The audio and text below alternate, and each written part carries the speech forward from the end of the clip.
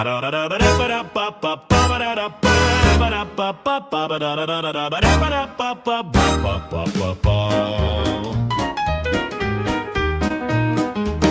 like to say I'm glad to be here, but why start with an untruth? Being here is like reliving my misspent youth. Face leaning on my hand like a fed up kid. Sat here in my robes with one closed eyelid. Every day and twice on Sundays, probable cause from DNA. Your time in advance conspiracy theory is so crazy it's making me weary.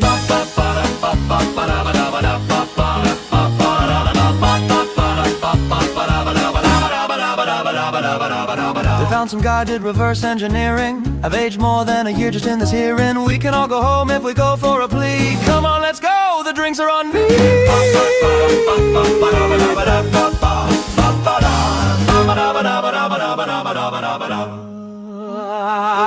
Every day and twice on Sundays, probable cause from DNA. Your time in advance conspiracy theory is so crazy it's making me weary.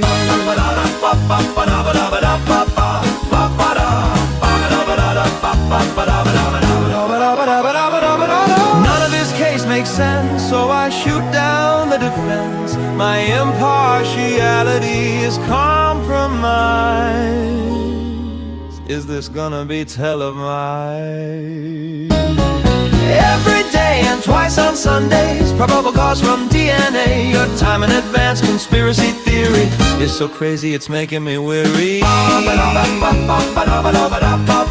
Making me weary. Making me weary. It's making me weary.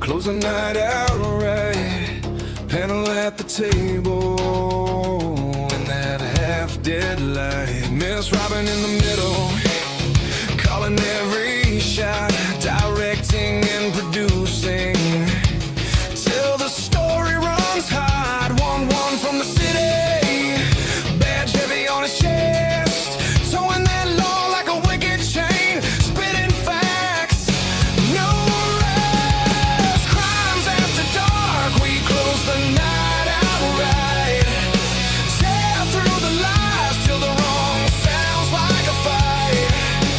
All of the answers buried so deep out of sight. We watch the threads unravel, we watch the threads ignite.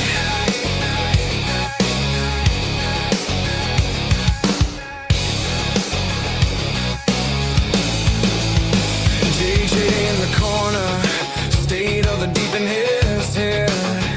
Which lies to toss and which ones to keep instead.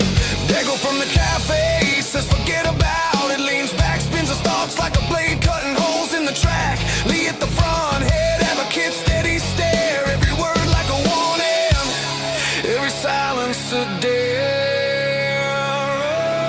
All of them leaning in, clock crawling, eyes bright, every secret feels louder than the buzzing of the night. Crimes after dark, we close the night outright, tear through the lies till the wrong sounds like a fight. All of the answers buried so deep out of sight. We watch the threads unravel, we watch the threads ignite.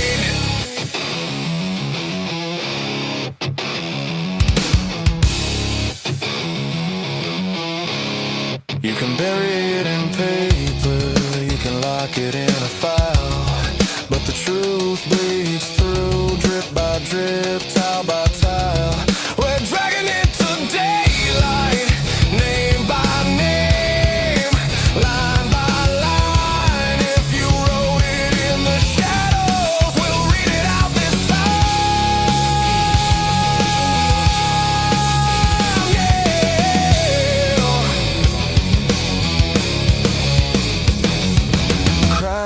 after dark, we close the night outright. Tear through the lies till the wrong sounds like a fight. All of the answers buried so deep out of sight. We watch the threads unravel. We watch the threads ignite.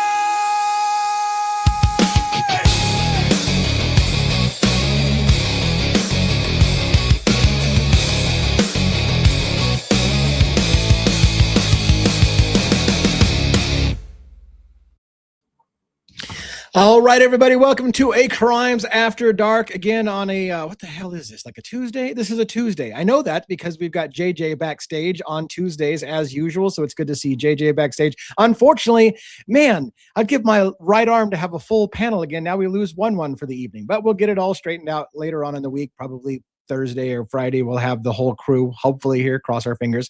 Either way, our panel is designed to be not interchangeable, because that makes it sound like everybody's replaceable, but to allow more than one person to be here and somebody to get the night off.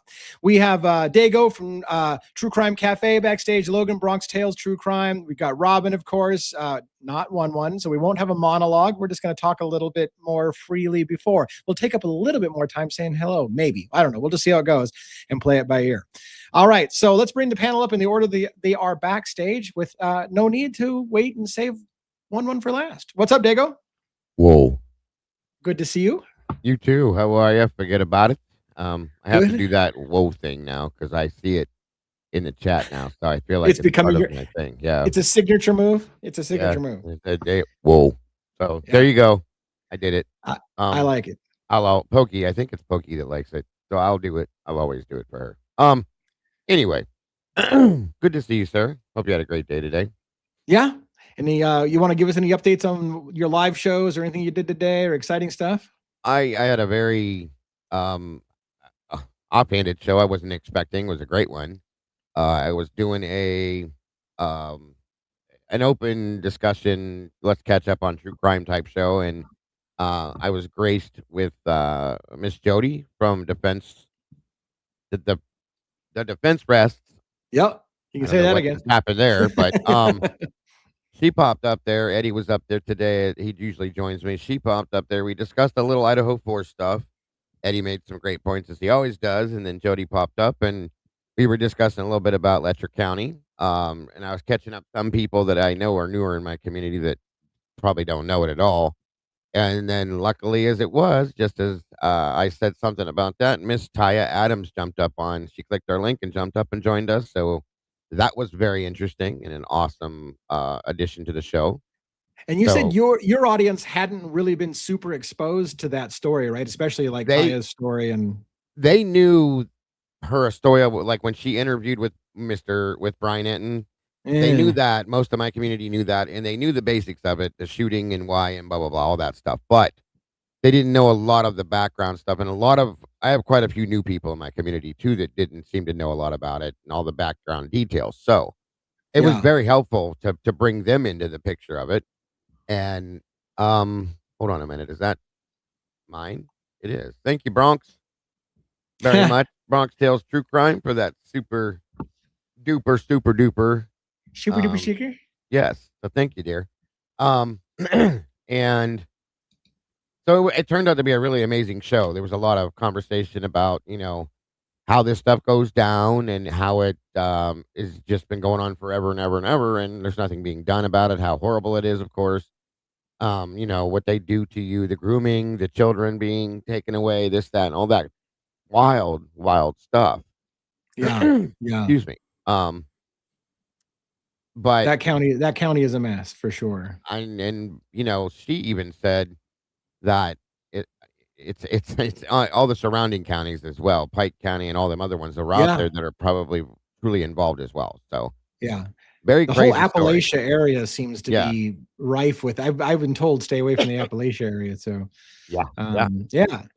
That's why I think we were worried about you when you headed in that direction at one point. And maybe I should have been more worried for myself. But you know what? There's a part. Listen to this. There's a part, right? When you realize you might be putting your life in danger, that you're actually really living. Like that's the moment you're like, I'm living every fucking minute because I could get smoked any moment now. And that there's a part of that that makes you kind of feel alive for at least along until you're not alive anymore. But Absolutely, yeah. I mean, so it's crazy, and like she was stating, like Taya herself said that she's been doing her own little investigation, looking into things, and as we have spoken about before, because of your research and stuff you've been involved in with that case, that like there's a lot of people that have lost their lives over this entire thing yeah, in some aspect, and yeah, Kaya herself believes that she thinks that there's could be up to at minimum maybe 80 different people possibly yes, that are missing or yeah. unalived or whatever you want to call it, murdered. I don't say unalived. Why did I say that? Ah, Anyway, thank you, thank you.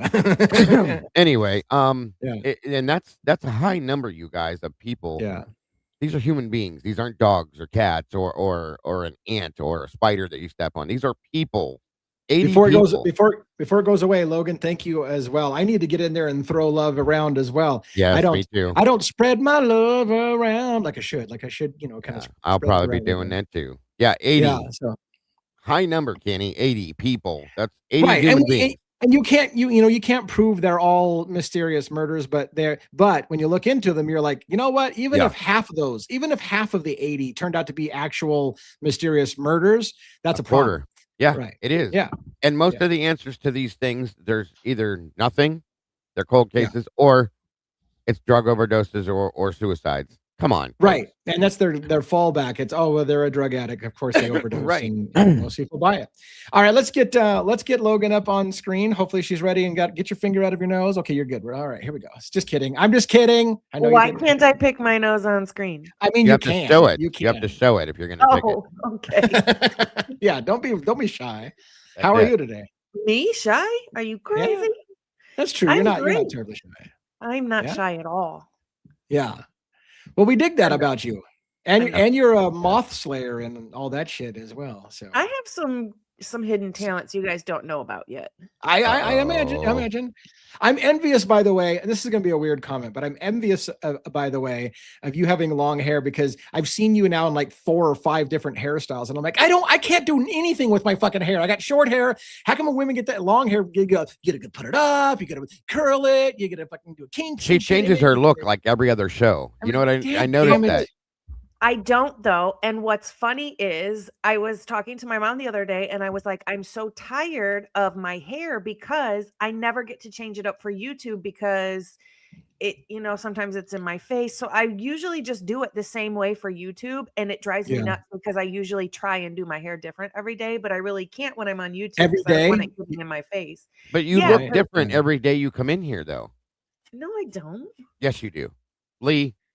Hey, I'm gonna stay the hell out. She's got hidden tricks. What? She's got hidden tricks. Yeah, I don't know. No, so I tell us. Okay. I like to braid and do all sorts of stuff. That's what I'm saying. We see different looks on you every time. I mean, the reason I brought it up is because something looks a little different about her tonight. I wore a headband today, which I never. That's what it is. See, you just hair accessories. I can't do hair accessories. It's her makeup too. Her makeup's different today too. Hair accessories are fun. Yeah. That's it. I'm gonna put some little baby clips in my hair. I'm gonna do that maybe sometime just to kind of there you go. Say that I did. All right. Enough of the hair thing. What did you do today? Did you do any live? Or? Here we go.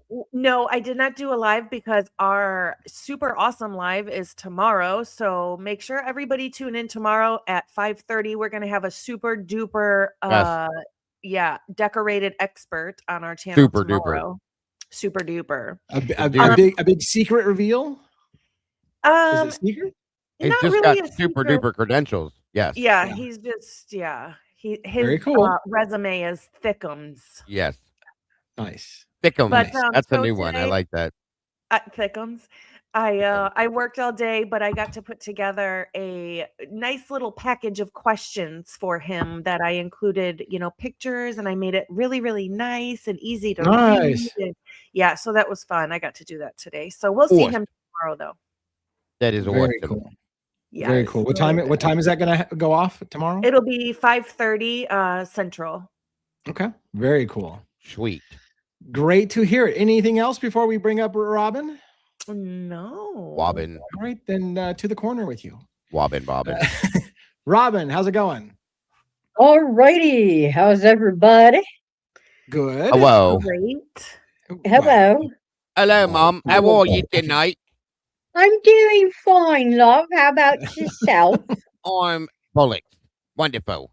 I just had two completely I'm different. glad So to hear it. the other thing I'm jealous about on top of hair is people that can do accents, because I can't fucking do accents either. But Try it. What do you Do it now. mean? Try You it. oh can't do no, an no, accent like this, it's son? embarrassing if I even try to do You an all accent. for Come on practice. now. You all for I can- practice. It's not that hard, son. You I probably can't could get do- an accent like this? Come on. right now, just F off and just tell me how your day was. He said, It "Fuck was off." good. Good. Got shit done around the house and Yeah. whatever. So, But And, no, and it I was can't good. ask It you was how your good. live was, because you didn't have a live today. I know that. Any other Oh, I'm highlights? alive every day. You just Great. don't get to see what I do every day. Well, She it's has good her to own have you on the personal show. live. Yeah, right. And I can't even talk about half the stuff I do, so you don't get to know. Well, that's what I'm saying. Right? If you had You're like cameras I in could my tell you, house, but the way I would chase the dog around when he's ripping up my right. pay stub, and Or when you you know, have when you have your OnlyFans account going, people don't want to yeah, necessarily see that on yeah, our show. Yeah, I get it. I get it. Yeah, absolutely. yeah. Okay. That's good. Well, let's get JJ up on stage with us as well. JJ, State of the Deep, how you doing? I'm good. How's everybody doing? Living Hello. the dream. Alrighty. How are you, Hello. son? I'm doing all right. Hello to the denizens, the meatballs, the believers, and the mods.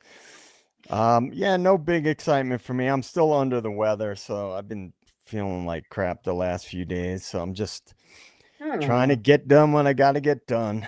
I That's want to about it. understand. I got a side tangent. Where does the phrase under the weather come from? Aren't technically everyone under the weather? I mean, the weather's above us. We're all down below the weather. Isn't everyone under the weather? Where did the under the weather come from? I don't know, but if I had to guess, Yeah. I would say weather is being used as not to talk about weather generally, but when the weather's bad. Because some Yeah. people say there's some weather coming in, which Yeah. usually means, if you hear it, if you live in the mountains, there's a storm coming in. There's some weather moving in. That's a common statement you hear in the mountains. So I maybe asked I'm that, under the weather, or it could be because people think you get cold when the weather turns bad. Or Robin's got an answer. What do you got? Wheels says that it's from the 1700s. It was a sailing term Oh, okay. So for when the weather got bad, you were under the weather, or Ah. specifically under the weather bow, or when the sailors felt sick on the ship. So that's where the whole sickness part of it comes. So it's kind of a twofold thing. So there you go. See, you learn something new every day. Thank you very much. You can all go home now. You've been educated. So it's good. my question to you now, after that all came out, is what is going on in your mind that you even asked that question? Is it like cartoons up there? Yeah, yeah. Okay, No, look, that's one what I time- wondered. One time I asked the question, why does everybody say happy as a clam? Like, why are fucking clams happy? And I found out it was super interesting. Like at high, it's the whole phrase is happy as a clam at high tide, because Sure. at high tide, they're all safe underwater. But then the tide rolls out, the clams were exposed on the beach, and now they're easy picking and they're dying, right? And I didn't know. So I was like, wow, I thought clams were just fucking really happy sea animals or something. I was like, oh, okay, why are clams so fucking happy? But it's a happy as a clam at high tide. And then I thought that educational moment was enriching my life. So I thought maybe we'd do that. So Thank then you, Dago. Thank you so Cartoons. much. cartoons. Yeah, I got you, buddy. It's cartoons. Yeah, it's Yeah. it's pretty Yeah. much cartoons. Pretty I get much. I get it. Yeah. Pretty much. Hey, have you guys talked about the JLR situation at all? Yes, we did a little bit. Do you want to talk about it? We did talk about it a little bit. Well, I mean, I know about what happened, and it's interesting because when the case first happened, the Idaho 4 case, and it was a lot of content creators were covering it early on, and he was boots on the ground early on, right? That was my only exposure to him. I had never Yeah. followed him. I never knew who he was, never watched a single one of his videos. But then as things in the case progressed, I started to see the way that he was handling things and the narrative pushing that he was doing. So I just got a bad taste in my mouth about him because it almost seemed like he got co-opted. Yeah. And he was just riding the wave of whatever the mainstream was pushing, and he was utilizing that, just to get the mainstream sort of people on his side or following him. You saw the picture of him with Steve and Christy Gonsalves, right? Yeah, I did. I just looked at it a minute ago. I've seen it several times, but it popped up on Reddit. What's special about I haven't seen it. What's special about it? I think it just says something. That's all. It Yeah, came with them- his goofy little media T-shirt on, and and he's between the two of them. And are they posing with him like they Yeah. they like his content? Oh yeah, that says something. They're standing in there together when he went there, and that to me it kind of says, hey, they and it's weird because they did that early on and then poof, nothing else with him. So and so that progression that I saw is what really turned me off with him, and I never watched any of his videos after that. And then I had known that he had done time. I knew that. I knew the rumors about him. I knew things that popped up simply by following things in message boards and whatnot. But then this shit comes around, and it's interesting. Yeah. There's a lot more things out there. If you just dig, you can find some really, really old, disgusting videos he's done. I have several of them. I have never subbed to him and never thought he was a decent person and never understood why people followed him. He's got, it's on the internet. Look up JLR and just flip through the Sandy Hook video was the one I remember. That's one of the most disgusting is the Sandy Hook thing. That blew my mind. And then going around making fun of the victims there, so on and so forth. It's just some of the shit that he does. It's unhuman. I'll just put it that way. Like there's no compassion nor soul there when you do some of the stuff that he's done. She's absolutely right with his shit. Well, I'll tell you what, my impressions of him early on, when I was watching his boots on the ground content, the ideas that popped into my head were something, and this is before I knew anything about him. Something is off with this guy. He has a disconnect. There's like a detachment. Yeah. And what made me think that is that he's walking like late at night, like right up to people's doors. He's like filming, there was just a major crime in this little college town, and he's just walking up to people's houses. He's just like talking to people in the camera late at night. Like I was like, there's a disconnect with this guy. Like he's disconnected from what he's doing. And whenever I see that type of shit with people, a red flag goes up. Mm-hmm. Oh yeah. He definitely does not have a ground wire connected somewhere. I'll tell you that much. Yeah. There's something just looking at the way he reacts with people and interacts with people. There's definitely not a normal insight there. I'll just say and that. It's funny you mention it too, because when I first started, again, this is long before YouTube, but I started blogging, and that's when I ran into JLR online for the first time. I was investigating the Aurora, Colorado shootings and the Sandy Hook shootings that happened all within the same. There was actually another shooting at the Sikh temple in Wisconsin. So there's 3 major shootings in the same year. And I was researching those, and there was a part of me that some of the people that were in the theater the night that got shot up, they were accessible and available. I could find them online, and I wanted to kind of reach out and ask them questions. And I'm like, I'm not going to be the guy to harass people that were in a horrific event. And then while I sit there not doing it, other people are doing it and getting huge sound bites and clips and getting famous. And I'm like, but I don't want to be that guy. I don't want to be the guy that like pisses off 40 people so I can hope to get one little quick sound bite that I can look cool. Like, hey, I talked to this victim and they pissed off their entire family, but I got it on camera. He even went as far as, go ahead. Magnolia said that he actually loves when bad things happen, like mass shootings and things like that, so he can be there. Not that he is like this happened, but we're going to report on it, but it sucked. No, he loves when bad Yeah, things and like the happen. rest of us That's always mainstream say, media. Mainstream media is, I Yeah, feel, mainstream media paparazzi. is the same way. They love tragedies because it gives them He- something to Yeah. talk about and go live with. But he even went as far, you guys, as to claim to be the shooter's cousin, uncle, nephew, brother, uncle. That's Uncle. it. Thank you. Adam Um, Lanza. Adam Lanza's, uncle. I mean, what kind of a mental space are you in to go that far? Like when the rest of us are out here saying, I hope that this doesn't happen anytime soon, but if it does, we'll be covering it. He hopes that it happens so that he has something to do. The dude's a mess. So, yeah, and I feel like shitty because I have said in the past, he's really doing good coverage on this. So we got to give credit where credit's due. I've never cared for him as a person, but yeah. you try to do that, and I regret all that at this point, knowing Well, remember how when he dark was he actually is. when he was streaming Guthrie just recently, everybody Yeah. on the internet Yes. felt like was tuned into his show. The whole fucking, like, our shows were dead because everybody was Yes. watching JLR. He's live on the ground at fucking Guthrie's house and he's ordering Uber. Look, that Yes. motherfucker's ordering Uber at her house. So they eat it up. People eat that shit up.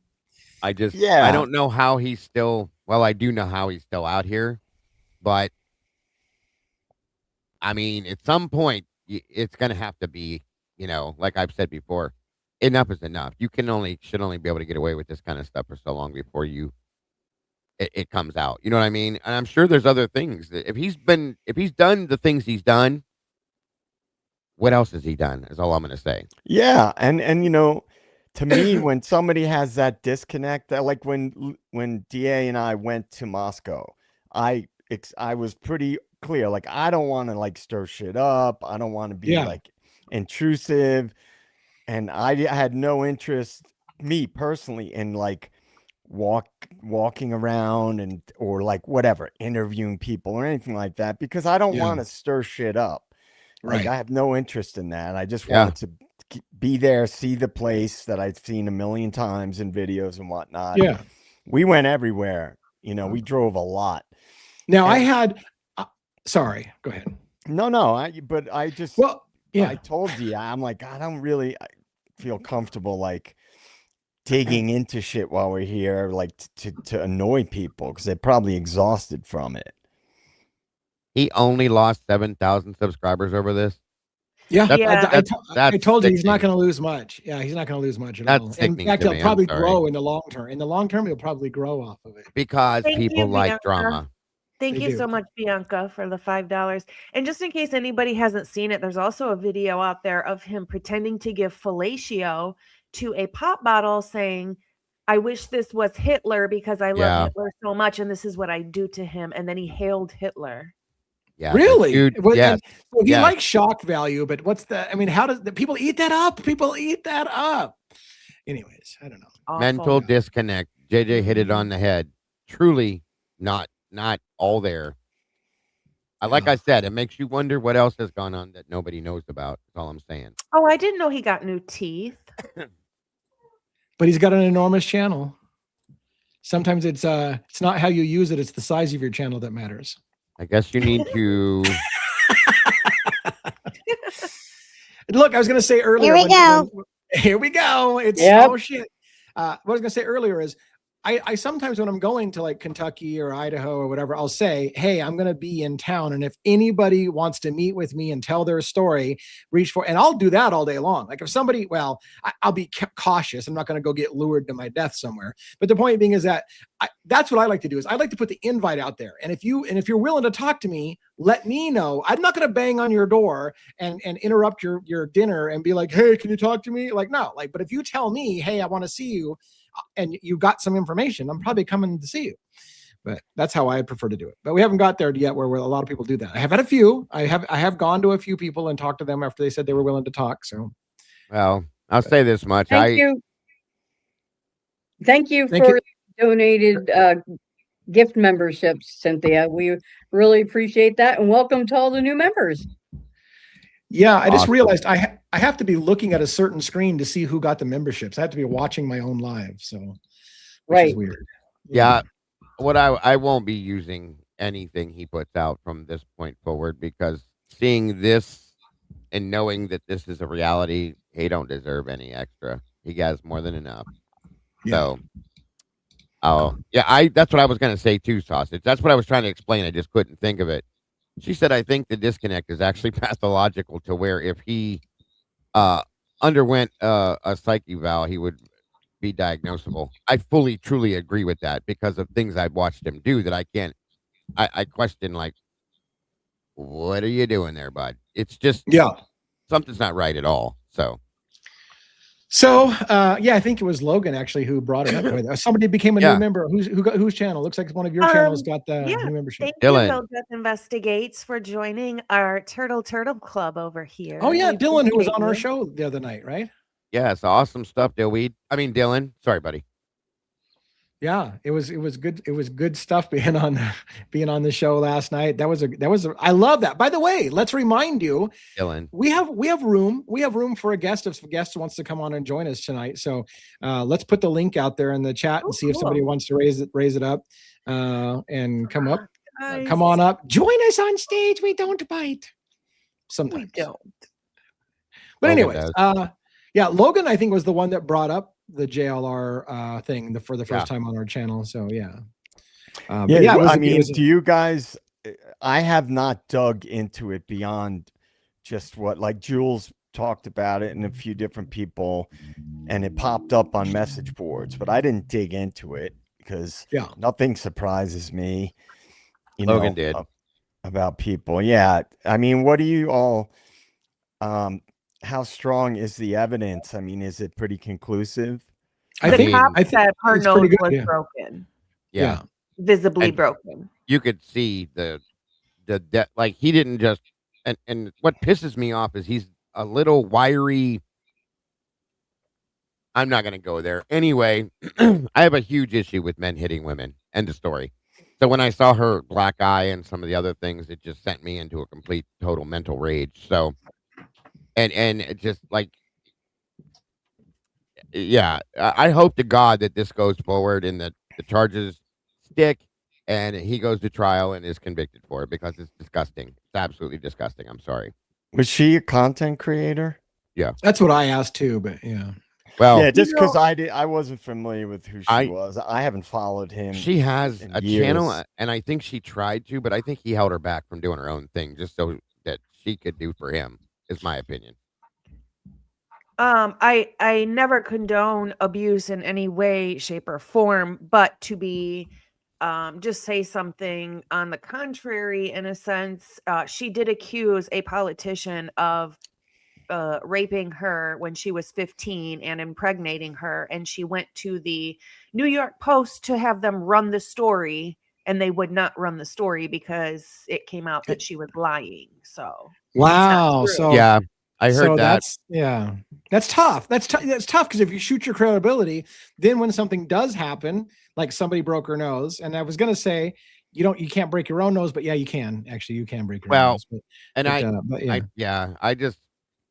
I know that she doesn't have a great past, but to me, I still believe that he did put his hands on her. I don't care what the excuse is. You don't do it. So, but I only asked just because I didn't look into it, and we've all seen many examples of false claims being made about stuff, and again, I know nothing about the case, but if someone is a little wacky and they're really attention seeking, you don't know what lengths, or money seeking, whatever, you don't know what lengths they will go to.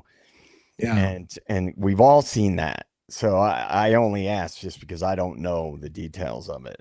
Well, there's a difference between ruining somebody's reputation with words and ruining somebody's face with your hand. Yeah. Yeah. Are there any witnesses or anything like that?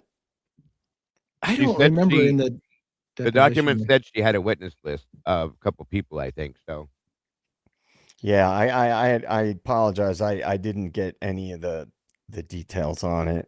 It just seemed like, yeah, they're like I said, they're both, they were attracted to each other for reasons. I'm not saying either one are perfect, but I don't care what the problem is or the reason is. You don't put your hands on a woman. You just don't. Period.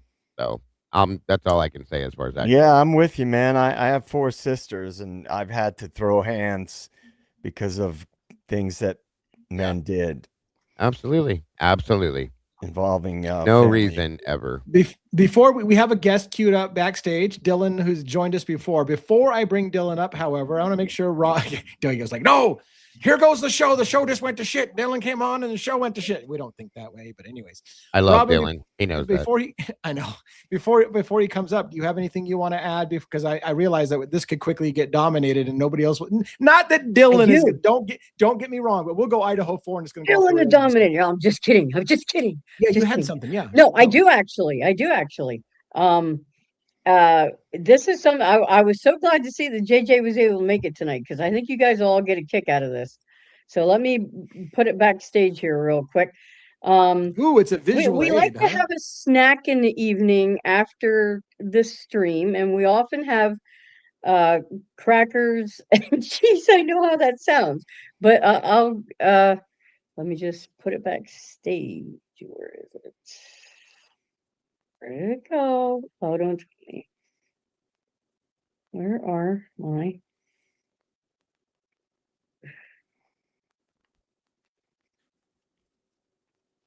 Go ahead and keep talking, guys. I have to find... Oh yeah, we're all waiting. Anticipation. All right, so yeah, we'll bring Dylan up in a second. Looks like you got the asset loaded, so we're gonna put your asset. I have one loaded. So oops, hold on. Okay, so we opened up a new box of crackers last night, and this is just the Dollar General brand, okay? But we found this slip of paper in the box. Oh wow! Now here's what this says. It talks about the CIA and secret societies, Skull and Bone. I put that in. Damn it, JJ. Damn it, JJ. See? I knew it. Tell your CIA friends to back the fuck off. Robin is not going to be intimidated by that shit. That was in your box of rounds? It was in the box of crackers. S was wait like, a minute. What is this? She thought it was some kind of a coupon or something, but Dollar General doesn't really do that. So we're like, what the fuck is this piece of paper? I get around, Robin. Tongue out. My people are everywhere. Whoa. I'm telling you. Druids, there's some shit in there. And I don't even vampires. know. We need one. You know what? In there. That was one of the things that was, I guess it was copied and put into the Pullman PD documents when they released some of their documents. They released things with their emails that were just everything. That I remember seeing that. All of that like meshed together in one of their emails. So they must have put that out somebody must have put that out for some reason. Yeah, that's wild. Stand by. Yeah, so we had to save it, and I just had to do a little show and tell because we're like, why? What? And we had 2 boxes, so we opened up the other box just to see but there wasn't. This was the only so somebody at the factory, I guess, stuck it in there for some reason. I don't know. Giving you a heads up. I thought that was pretty interesting. So that is wild. Yeah, that's my side business, by the way. I didn't tell you guys about that. I have a little printing press, and I send out my stuff to my operatives that work in factories. Makes sense. Definitely. Someone wants me to read it all. Well, it's a lot. So it talks about secret societies. I think they're all linked. No, it's just from my phone. I just took a picture of it on my phone. I'll put it in Discord. I did a search on AI to see if it recognizes this as some kind of like common prank or whatever, and they don't recognize it as a common prank. But they did say that it most certainly was put in the box by somebody after it was in a factory or whatever. It didn't come from the factory. Somebody slipped in a note of conspiracy terms and symbols into the. But why would you do that? Like, I don't know.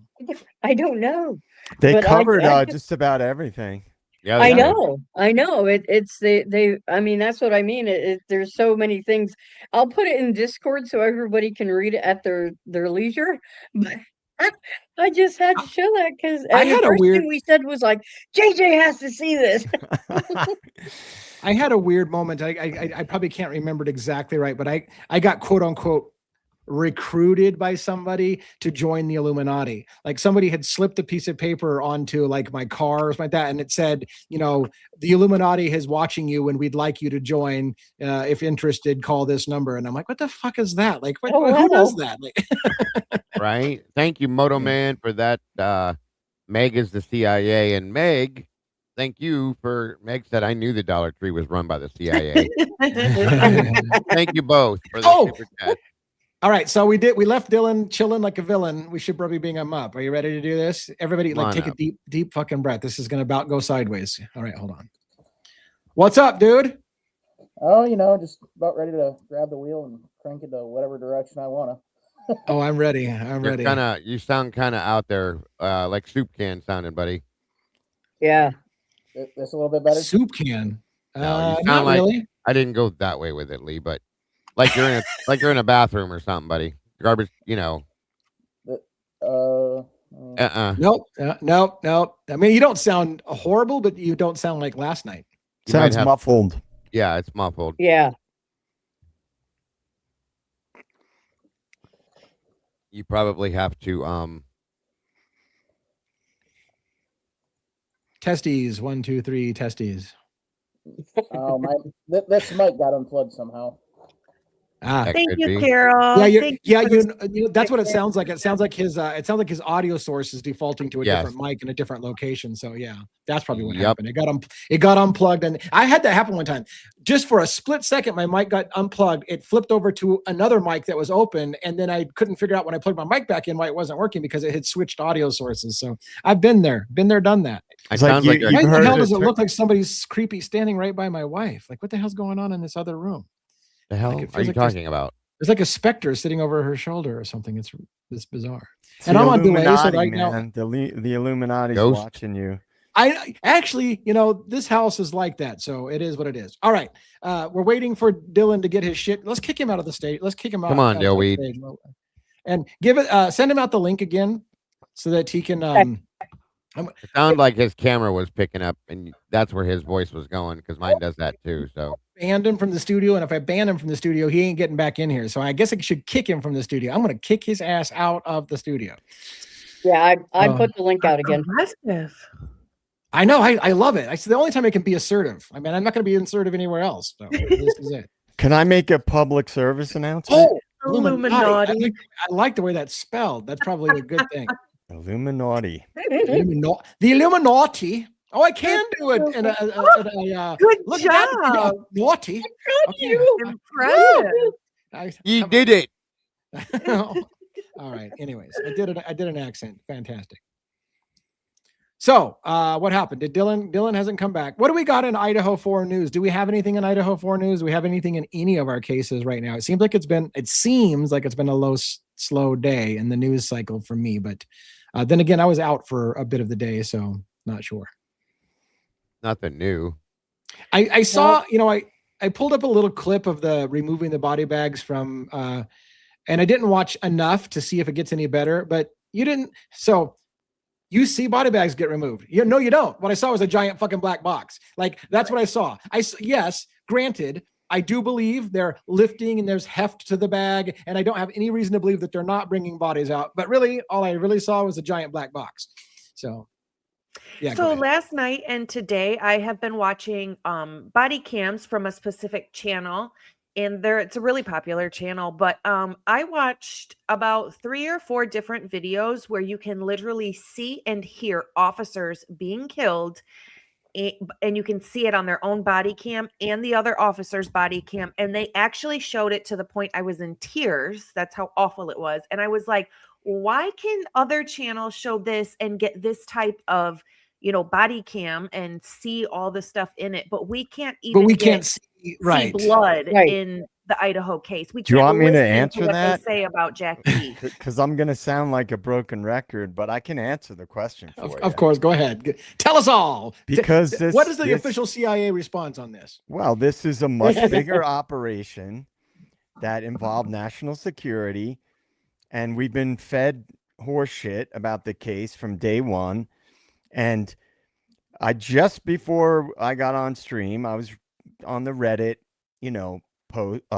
message boards for Idaho 4, and people are like, well, somebody mentioned, they did a long diatribe basically repeating my theory about what happened in this case. And I commented underneath it because somebody said, well, why would he do that? Why would he agree to go to prison for a few years? Right. I said, we were told he's in prison, and that was the whole purpose of the leaked images or whatever, video, or whatever it was. Oh, look at, somebody leaked this to show him in prison. And I don't want to sound like an a-hole, but a lot of people don't understand how the operations actually work and how much resources are behind them. And so somebody who's a normie who's never researched any of that stuff would think that is the most crazy thing I've ever heard in my life. Right. And then you could spend 5 minutes just quickly telling them of all the operations that have been carried out and the extensive nature of them. So I think there was a federal operation involved in this case. And at the very least, if I'm being conservative, a cover-up, right? And a federal level cover-up. And they don't want to release too much visual evidence that may stir shit up and counter their narrative. Well, think about something real quick. Why did they show us the picture of Brian in prison? Honestly. Yeah. Right. I know. Make us believe that he was in there. The same reason they pulled him over twice to present him to everybody and say, look at the white Elantra. Look at this weird guy. That's my opinion on that aspect of the case. I think we will bring Dylan up real shortly. It looks like he's got his mic situation sorted out. But I did want to say to Logan on that point, it is crazy that you can watch people getting killed, cops being killed, or whatever, on camera, and you can watch them die. But there's a law passed to make it illegal to look at crime scene photos in Idaho because somehow that's a problem. Like, why am I allowed to watch somebody actually be shot and killed, but I can't see the after effect of a murder? Makes no sense. Exactly. Other than it's a PR. They're just hiding shit in Idaho. Can I just add one last thing to that? Yeah. One of the theories I presented on here a long time ago is that people tend to think, a lot of people anyway, all or nothing thinking. So like, there's no way 4 people were extracted. There's no way whatever, whether it be WITSEC or whatever. I had said on here a long time ago, it's not impossible that 1 or 2 or whatever people, less than the whole amount of the victims, was extracted. That shit went down earlier in the night. And wait a minute. Jason Estes, did you get a voice changer and make yourself look like Joe? Well, here's the thing. You can say WITSEC extraction, right? That's one angle that some people have. Yeah. However, I think we all believe the timeline is nonsense. Right. The timeline we were given is nonsense. Is it possible that 1 person or 2 people or whatever were killed in connection with trafficking things, and it took other people out? Now, I'm not saying that's what I strongly believe, but what I'm saying is it would explain why they never showed clearly bodies being removed. It would explain changing the timeline. It would explain a lot of things. And so I look at things based on logic. Yeah. And I don't go with anything that doesn't have a logical basis behind it. And it would also explain why we've been lied to so much about everything. Thank you, Bianca, for the 10 gifted. Yeah. That is so Very- incredible. Very, very awesome. Congrats to all the new turtles for joining our turtle gang. Thank you, Bianca. All right. For And I was making our just turtle teasing you gang about grow. the I was just teasing about the Estes thing. I No, thought it was kind no, of funny. I was like, I is he- get yeah. it. I like, see, I reserve possibilities in my mind. I hold different ideas as Right. possibilities because you Yeah. can't think, well, this is possible, so that must be what happened. I don't think Yeah. of things that way. That's not how. And unless like I've said a million times, a whistleblower comes forward, we're never going to know the truth. Yeah. I don't believe we're ever going to know the truth unless a whistleblower comes forward. So the reason I brought that up is just all these other things. Like, why won't they show us this? Why won't they show us that? Why does it seem like, why it just seems like the way information was released was very strategic. Yeah. Yeah. All right. Well, let's bring Dylan up because Dylan hopefully has the microphone situation sorted out. Let's go on take 2. It really helps when you turn the mic on. It does. It does. So yeah, when it's lit up like now, it works a lot better. This is what happens when Dago leaves me alone for too long. You know why that happened, don't you, bud? Why is that? Why? It's because of those weird clothes you wear that have like the G on it and all that. Oh other yeah, stuff. yeah. The That's Patriots why. hat and the Yankees. And, Yeah. That's why that happens to you. Some bad juju. It's because I didn't wear it. I got the Bears hat on. That's why it messed up. The Bulls, the Bears, the Bulls, the Bears. The Bears. The Bears. Anyway, What's going on? What's on your mind tonight? what's up, buddy?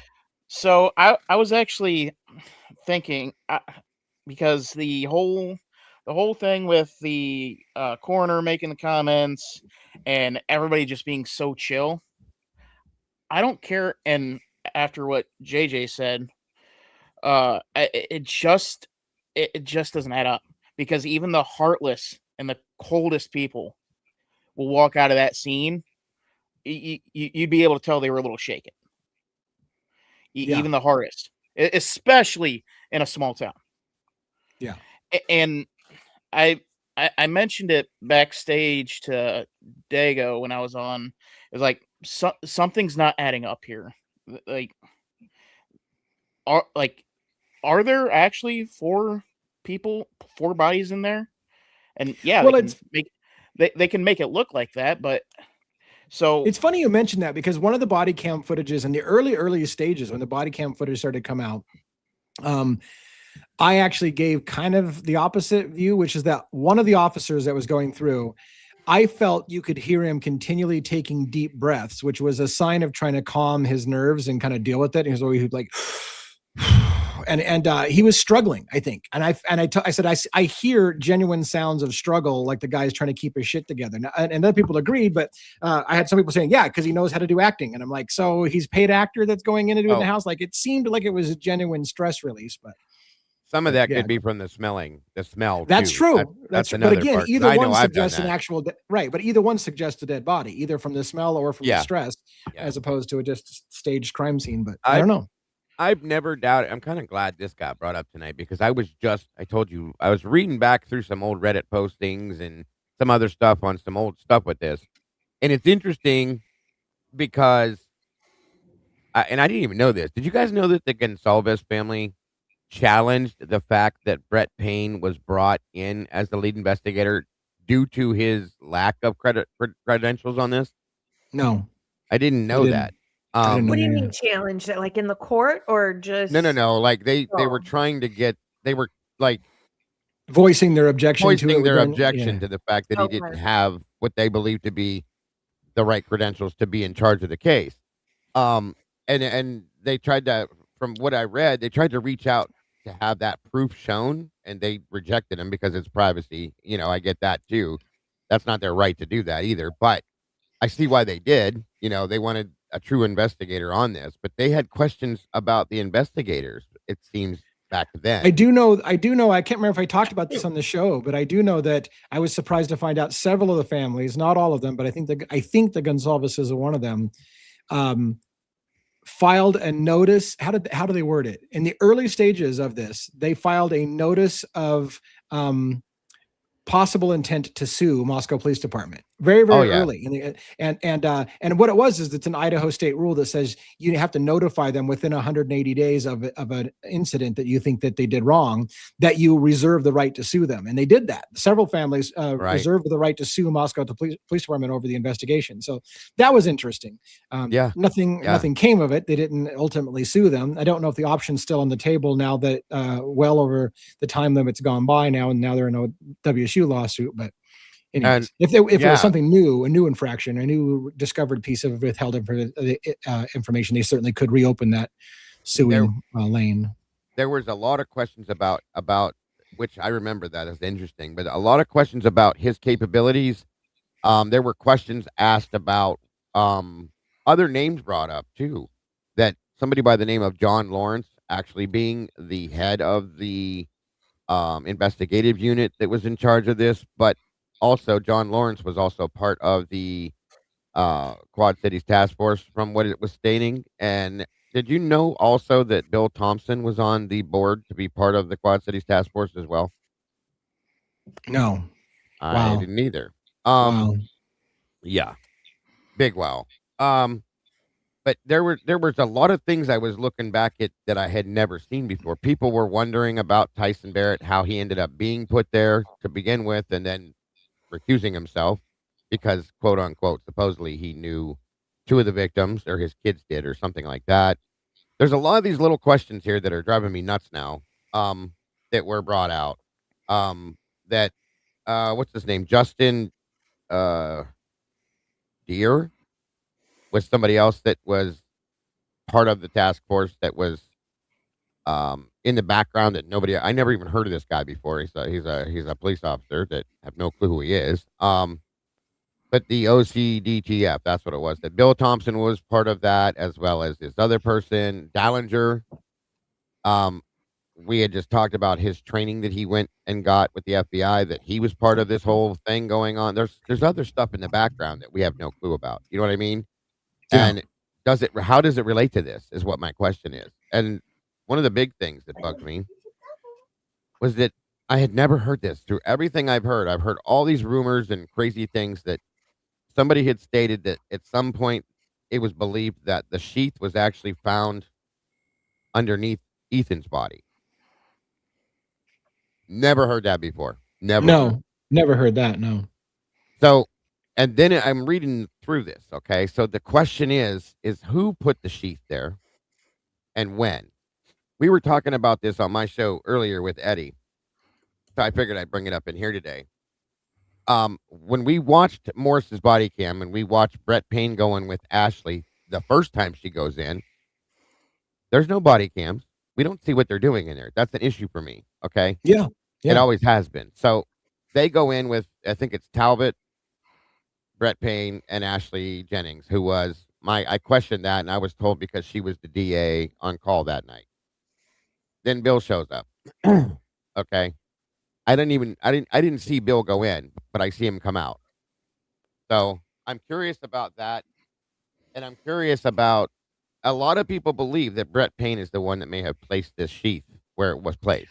Okay. Right. Because the first pass, it wasn't found, Exactly. and it wasn't until he showed up that it was found. Right. Nobody saw it. Nobody mentions it through anything that we see until Brett Payne shows up on scene after 5 p.m. that day. Right. I mean, right. You can't help to think about it. Yeah, for sure. Did you see this question that's addressed to you? I did not until now. Did you watch Lana's mock trial? I never caught in the body cam that he said Xana's door was closed. That's a problem for Dylan. Sorry if this was already brought. No, I didn't either. Holy shit. See? I remember in the early stages, because it's been so long now, but I remember in the early stages, there was arguments about, wait a minute, is the door closed or the door open? Because at one point she said it was closed, and another point she said it was open. And we were told that by Christy Gonsalves that they had to call Hunter Johnson over to, and he had to push the door open. Right. Yeah. So if he had to push the door open, then how did Dylan see her laying on the ground and thought she was just passed out? And right. So who said that? Right. Jen, where did that come from? Exactly. So I can find it and watch it. Because that changes everything to me, because as I've been arguing with for years now, that I didn't believe that Hunter J said that on. Oh shit, I did not see that. Okay. Oh wow. Well, that would make sense, right? Because is it Hunter's story that he had to shove the door open because the door was closed? Yeah. Or right? So that's probably where that's coming from, is his statement that he had to shove the door open because the door was closed, which then begs the question, how does Dylan see her laying on the floor thinking she's passed out and hasn't moved for a while, and she's still passed out because the door is closed, or it had to be open? Right. So who's telling the truth here? Or did Dylan go back there and pull the door shut herself when she walked in and looked at Xana in the room? Or if I'm playing devil's advocates, here's something was unstable in the room. It was open for a while and then it fell over and shoved against the door, therefore mostly closing the door, and it had to be shoved back. Like something fell over. That would be the only explanation. It would give the explanation how Dylan can see the door open and describe what she sees with the door open, but Hunter's got a closed door that he has to push something out of the way to get it open because something fell over and leaned up against the door. I don't know. Correct me if I'm wrong, though. Didn't Hunter say that he had to push the door so hard because Ethan was up against it? That's not what he said, but that's what Christy said. That's what Chris. Oh, that's what Chris. That it was Ethan. So, yeah, because can anybody get a fucking straight story? Yeah. Can exactly. we get a straight story on this? Well, we remember we watched the body cam footage where, I guess it was Lanier, where he said on the body cam footage, "Oh, I've got so and so back at the station working on a theory." You remember that? Yeah. How can you come up with a theory before you've gathered all the information? I'm just going to make up I mean, I mean, part of it's human nature. You see a crime scene, you're immediately starting to think, how did this happen? You're going to be thinking that question. So maybe somebody's go, I got a theory on how it happened without any suspect whatsoever. Because you're probably starting to piece it together. Like, how did that person get in that position? But you're having people back at the station. They're not on the crime scene. That's true. They're coming up with a theory. Yeah. Yeah. You're right. That would be a problem. If people who hadn't even seen the crime scene are formulating ideas on how it happened. Well, let's see. Our confidential informant got killed, and I know this piece of information. So now I'm coming up with a theory on what happened. What is your yeah? Go ahead. I was just going to say it's the world's most twisted game of telephone. Yeah. Yeah. What you made a face, Logan. Is there something that you got brewing about all this, or no? Okay, I was just wondering. I've heard. I think we've all heard all of this before and kind of went back and forth about this a long time ago, right? Right. Well, yeah, but now Hunter says this on the body cam. I never heard that. What bothers me is how many versions of the story on almost everything there are. For example, another one I remember. Murphy was on the bed. The door was closed to Bethany's room, or it was open. Murphy was in a crate. Murphy was under the table where the fuck was Murphy? It depends on which person you ask where the dog was in the first place, whether the door was open or closed and running free, or whether it wasn't running free. One of the cops said he was on the bed, and the report said it, but then in the photograph we see him under the desk. So right. And in Howard Bloom's book, he talks about the dog cowering underneath the desk. So does that mean he couldn't have been on the bed at one point and then cowered under the desk when he saw a bunch of armed policemen walking around the house? I guess he could have done that. But right. It's all insane, and they've used every aspect of that to continue their narrative the way they have. They know that it's confusing. They know that everything they give us is going to confuse us even more and make us ask more questions and run in circles, chasing our tails because we're not getting the truth. Somebody sent me a comment today that said something about Occam's razor. I'm going to read this comment to you. You guys tell me what you think. If I can get back to it. Hold on here. Occam's razor is often overused in the wrong way, but yeah definitely. Yeah, like the simplest explanation with the least assumptions is usually the correct one. Right. Oh, shit. But a lot of people use that. Yeah, definitely. They abuse it. Yeah. Yeah, to support their idea. And I would argue that the story we've been given is the most convoluted piece of horse shit that I've ever heard. So Occam's razor doesn't apply to, oh, he pled guilty, so he had Right. to be the one. You could say that in that case, but you'd have to look at all the other information too. Yeah, that's a good point. Thanks for who got the donation. That was one of your guys' channels there from Motomax. There you go. Thank you, Moto. It says it makes you wonder who was there. Was there anyone actually there? Yeah, that's a good point, Moto. Thank you, brother. Appreciate that. Number 4 out of 5 towards our goal tonight. That's Aw. amazing. One more, guys, and we hit the goal. Thank you so much, brother. Very much amazing. I can't find the comment, but it was an interesting comment. They referred to the Occam's razor based on other things they said. I can't find it right now. I don't know why I can't get back to that. It was from earlier, but it was interesting. It was relating to, like I told you, the John Lawrence being the head of the detectives or the head of investigative unit and all this other stuff, and it made me think about some things. So when I can find it, I will bring it to you guys. There's a lot of questions that I pulled out of what I read today myself that I'm going to be looking more into. So at some point, I will definitely. There you go. Out there. There you go, Aw. buddy. That's so cool. Thank you, Meg. You guys got confetti. Very cool, Meg. You're a sweetheart. Thank you so much for that, and God bless. We hit the go. Very cool. Very cool. All right, Dylan, did we stomp all over you? Did you have another comment or question, or seems like we all talked all over you? Y'all's show. I'm just here for kicks and giggles. But I'm just here so I don't get fined. Yeah. But yeah, I mean, I try to go with Occam's razor when trying to piece these together. Yeah. The problem is, in this type of case, you cannot have the least amount of speculation. Yeah. Because nobody knows what could have happened. All we know, there could have been 4 little green guys that went in and just raided the house coming from a saucer. Yeah. But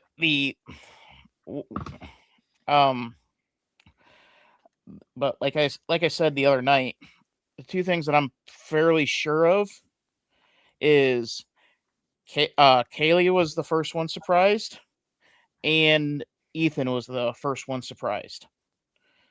And it had to have been dang near simultaneously. And because in both instances, you have somebody well within view who would have screamed their head off the moment it started, causing everybody to gather in. Yeah. Either gather in or run out.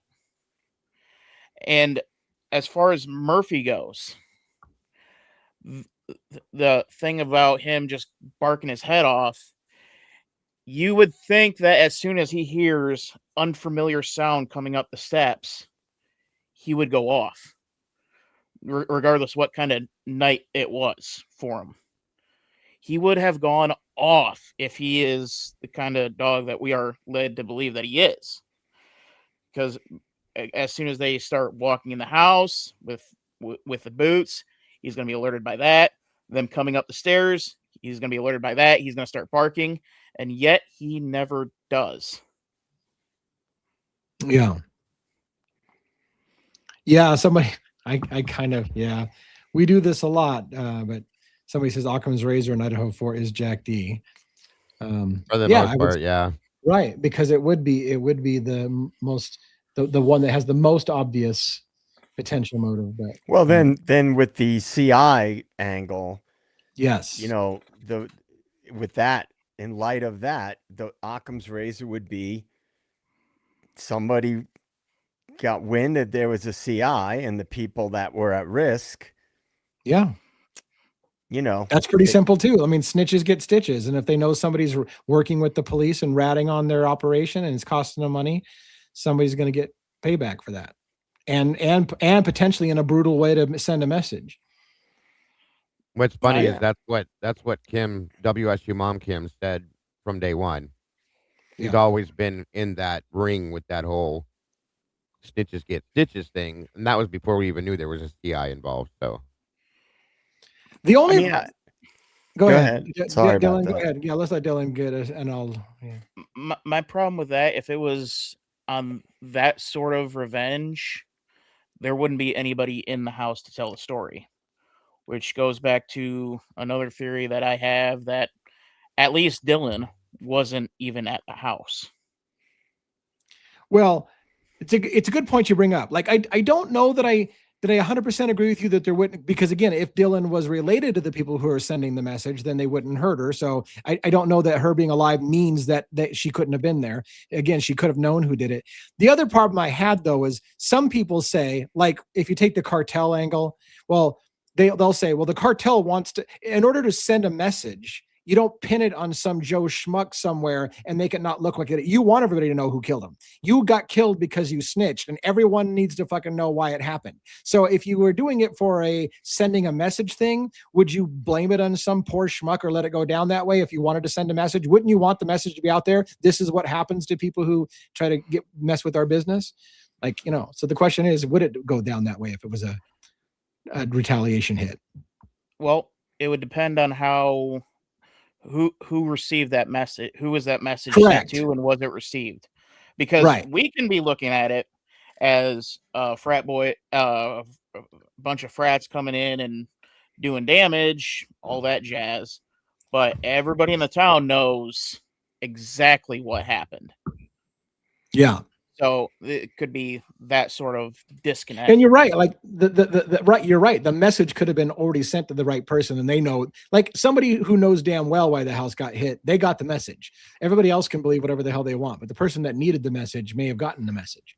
So thank you, Jen, for the $4.99 super sticker, super chat. Thank you so much. Thank you. And again, with the trafficking angle that we've all talked about in many different ways,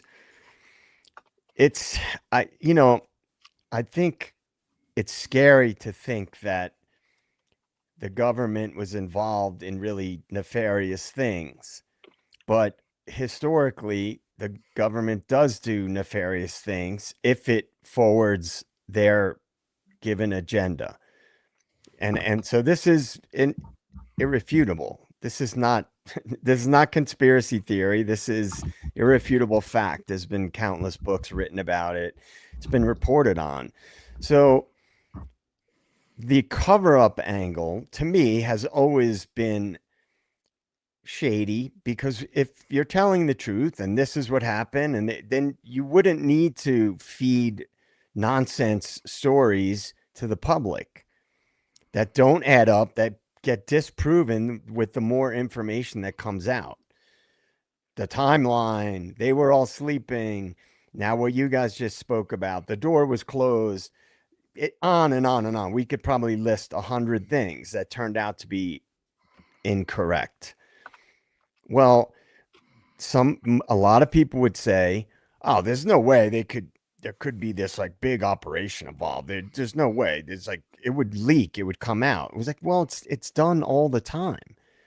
It's done all the time on very large scale levels. So I don't even want to go to that place, but of what are some possibilities are. But I just think that when you look at true crime, and I talked about this with Kristen and Ron, people look at true crime, they tend to frame it through a true crime lens. Like, this crazy crime happened. Look, here's the evidence. This was the weapon, what we believe was the weapon. This is the guy. This is the suspect. They follow a path of what a typical case would follow when you're following a case. But that's not the way things always are when there's bigger things involved. When bigger things are involved, you have to look at things beyond the true crime lens, which is what I always try to do. I want to share a story. I know you know this, Joe, but I want to share it for your type of thinking. And I'll give just the bullet points. It's a few bullet points. Whitey Bulger was a famous case in which the FBI let a hitman get away with murder and helped cover up his murders while he worked with them as a CI, and even helped prosecute innocent people for his murders to keep their CI on the take. So and if you don't think that's true, it's been written about in books by Judge Napoleano or whatever his name is that used to be on TV. Absolutely true. A famous thing. And so the government will protect their own CIs and even have gone to the lengths of framing innocent people for things they know that they didn't do to protect their murderous fucking serial killer mobster that was on the take or on the CI list. Facts are facts. That is an absolute truth, folks. Everything about that is true. Go watch that, read that story, watch the movie about it. It's all based on true fact. Crazy shit. Right. And the angle which I still believe very strongly, BK would be the perfect guy to be a patsy, whether unwitting or witting. We've all heard the Gretchen Whitmer story about, they basically they incentivize people to carry out crimes so they can pin it on a certain angle or a certain group or whatever, or put out a certain narrative. And so whether BK was working with the feds, like directly, like he was working as part of whatever multi-agency operation was going on, or he was coaxed into getting involved in things and didn't know the implications of those things. Now, the reason why I don't think that is the more likely scenario is because might he have leaked information to somebody that was the case, that he was brought in and then basically framed.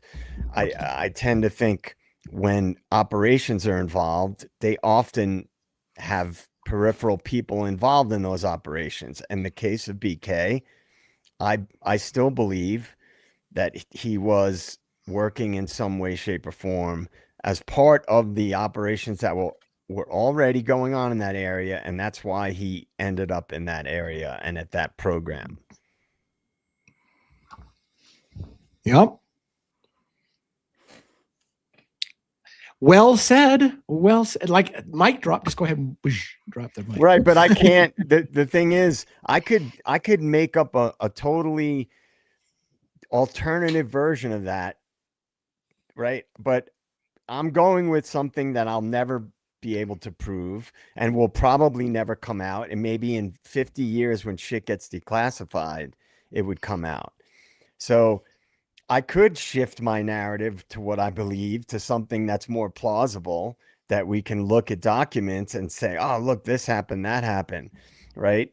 But everything about certain cases, which tend to be the ones that I follow, when they have a fingerprint of an operation on them, I can't ignore that.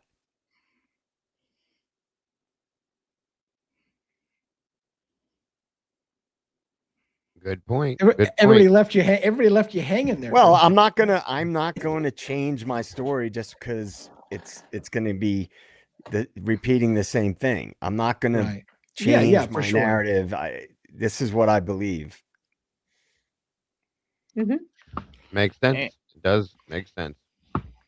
And I think it's also interesting to note that when it comes to complex setups like that, usually it's every third generation that gets it, every third to fourth generation who's able to do it so well that it doesn't get caught. And we're kind of in that cycle right now of where it's we got a bunch of morons running the show. And that's why it's done so horribly and so egregiously that we're able to pick up on it so easily. We're able to point at that and say that doesn't make sense, that doesn't make sense, that doesn't make sense. Because I can almost guarantee you, because if you notice, like all of the stuff that hits the fan, it's about a 40-year cycle. Yeah. So I never thought of it being in cycles, but yeah. Yeah, it's one of those good times make weak men make hard times, and Yeah, and then hard times times make strong men. Yep. I it's that- think the that reason cycle. why it happens in cycles, Dylan, is because what happens is the power structure gets emboldened when they're able to carry out large scale operations. They get emboldened, and what's happened is we've reached a point in history now where the power structure has been so emboldened because of all the corruption. They don't account for the fact that there is a whole segment of the population that does not follow the mainstream narrative, that will pick apart their loose narratives and their faulty narratives, because they in the past they were able to just use the mainstream media as their mouthpiece to push whatever narrative they wanted, and so they were emboldened by it, so they get sloppy. Yeah. I mean, it's like when you go through from generation to generation, well, the grandkids of the person that built the big overbearing empire, well, you see it collapse because the grandkids or the great grandkids, they weren't around for the rough times, and we're seeing that in play. Agreed. Well, what other topic do we have for the last like 20 minutes or 30 minutes that you want to talk about? Let's talk about the cracker box. Robin, I think I didn't want to say this on the stream. I'm sorry, but I have to disclose it. I wanted to recruit you, and I thought that would be the least conspicuous way to do it in code. Ah, I see. Well, I'm going to tell you, I would probably be the worst CIA agent in history. Oh man, because I'm not sure how to keep my mouth shut sometimes when emotions override. I'd just be like, you know what? So they wouldn't know what to do with me. Like really. Well, you're not a sociopath, so you wouldn't get recruited. That's right. That's right. Yeah. They So love you can't recruit me. sociopaths Yeah. in the agency. Nope. I'll just say this last thing for everybody.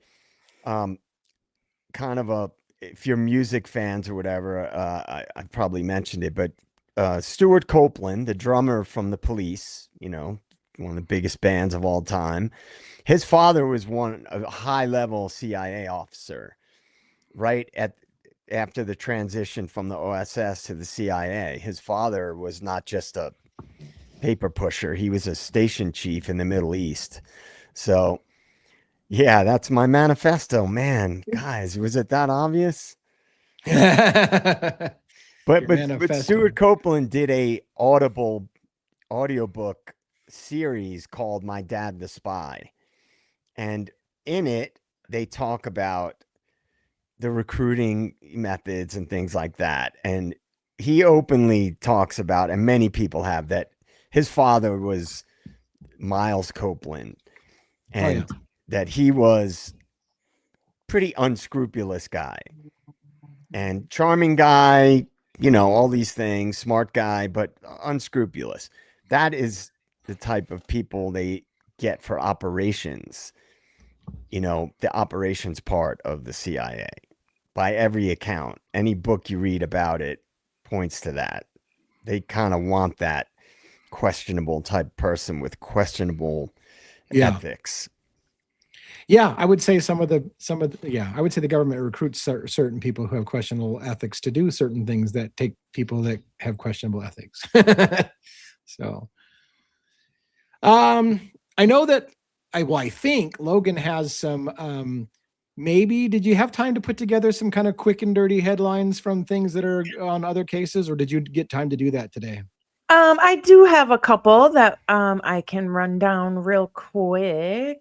Yeah, let's take a brief intermission and do that. Like, we now pause for this intermission. So the down and dirty crime update of the day is this says the Savannah Soto and Matthew Guerra murder trial in San Antonio, Texas is on day 6 of the trial.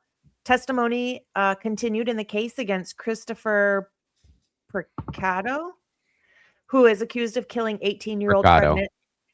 pregnant Savannah Soto and Matthew Guerra in December of 2023. Defense attempts to claim self-defense are being contested by prosecutors using evidence found on phones. I covered that case. I remember that. Yeah. Wow. Yeah, I remember that as well. I didn't get super deep into it, but yeah, I remember when they were trying to figure out what happened, and it was just really sad. His dad, the kid's dad was involved and everything. That was wild. I remember that now. Weren't they like looking for them in their and Yeah. found them in their vehicles? Yep. Yeah. Yeah. Very sad. Very sad Was situation. their vehicle found on the side of the road somewhere? It was behind an apartment complex. Oh, that's where it was. Okay. Yeah.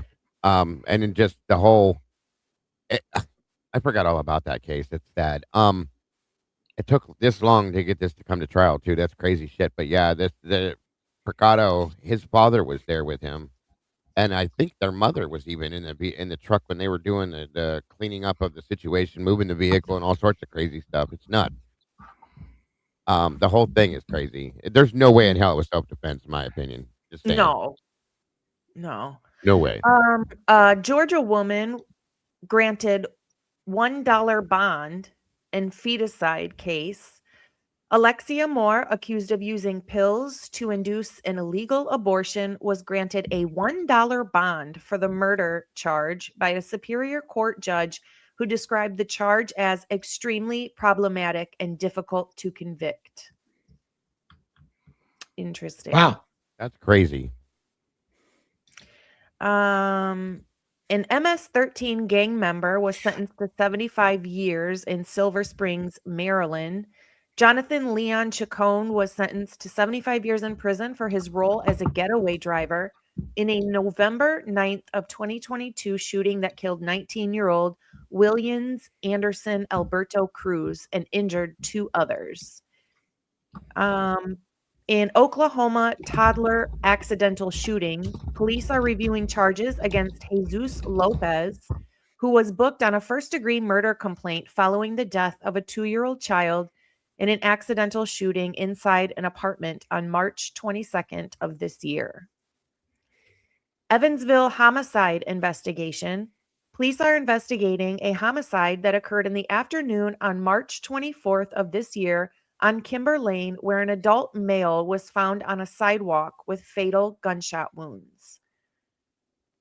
It says in the Kentucky judge impeachment updates, further details emerged in the impeachment case of Judge Julie Goodman, with hearings set for March 27th involving cases that have highlighted tensions in the local judicial system. And it says upcoming trial watch for the year of 2026. Watch for the trial of Rex Heerman, Luigi Mangione, Virginia versus Brendan Banfield, charged in the deaths of his wife and Joseph Ryan.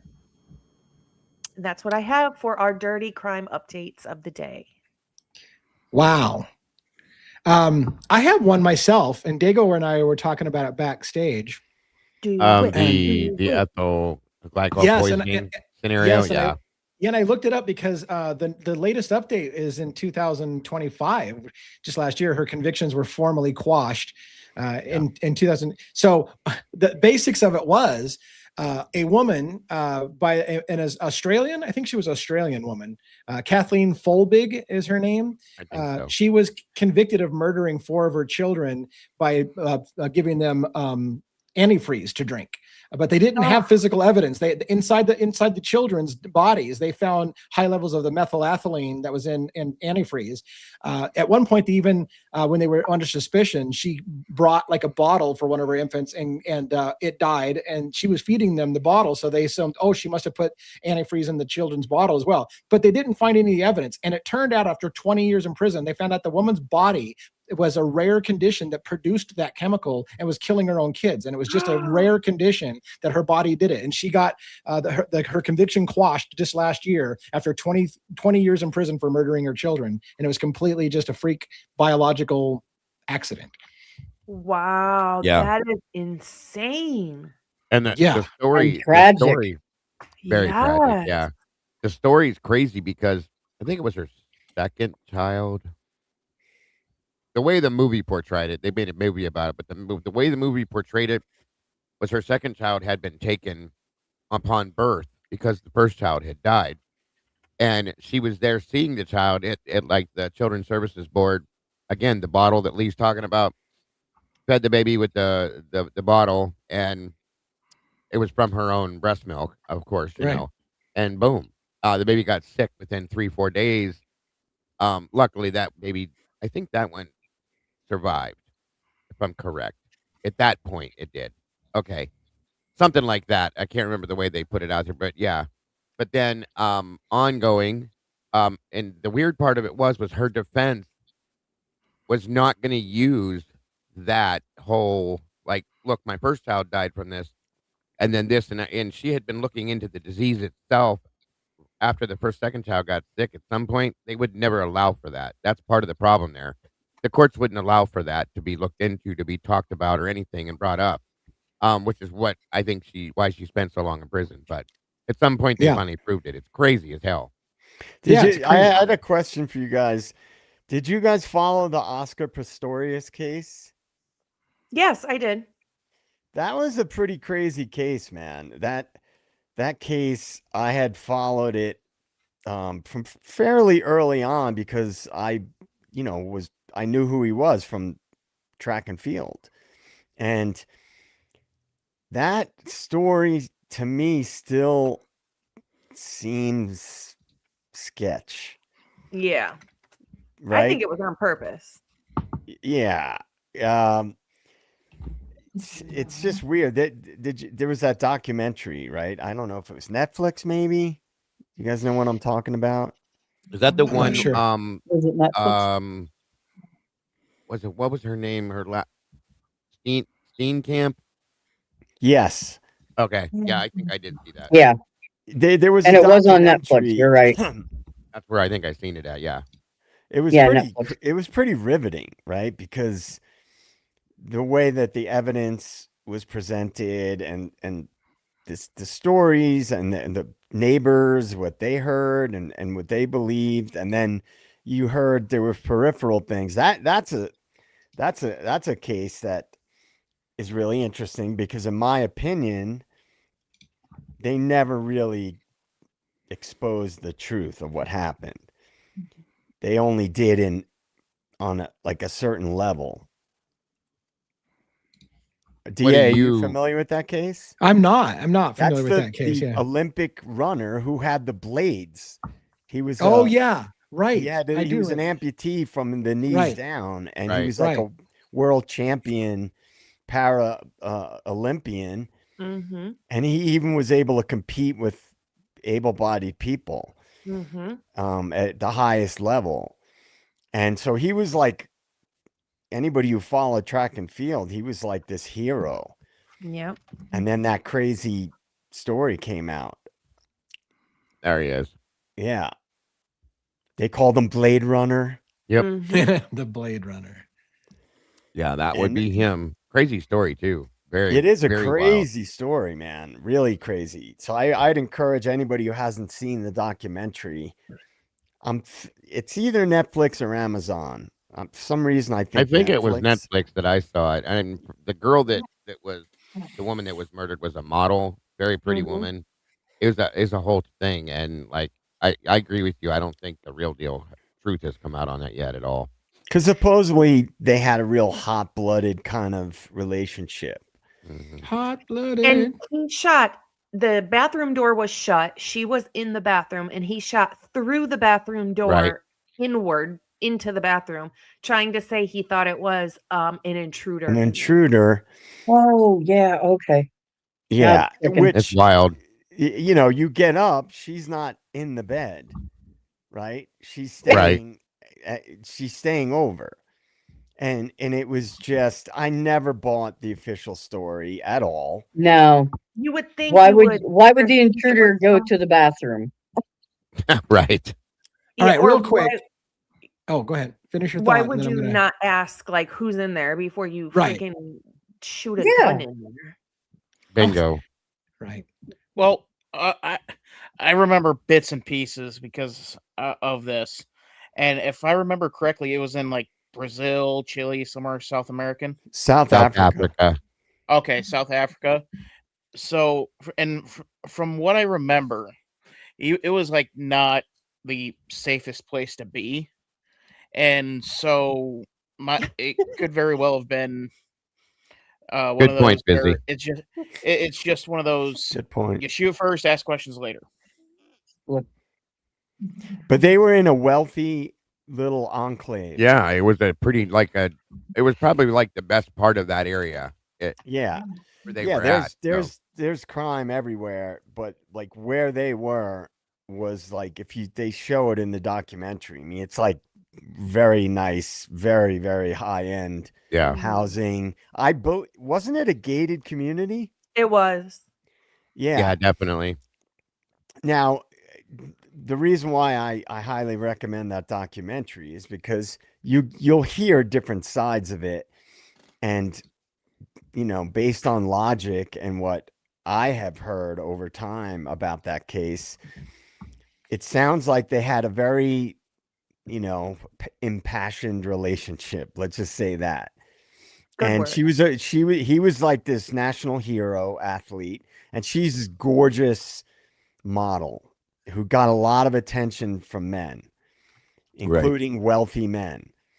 And so, the guy, and then there's an angle that I don't know if they really touched on it in the documentary. I can't remember, but he was on steroids. Many athletes are. It's very, very common. So then you have the roid rage angle, Right. as well. But anyway, I recommend people check that case out.